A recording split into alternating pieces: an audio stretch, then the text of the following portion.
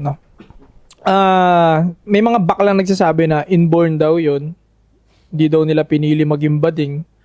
Ako, dito na nga papasok yung sinasabi ko na patanggal niyo yung billboard na yan. Kung may nakikinig man sa ating politician o sa simbahan, please, labas niyo yung pangil niyo. Kailangan masyado nang sumusobra. Tingnan mo lalagay sa billboard bading. Doon na papasok yung vulnerable masyado yung bata.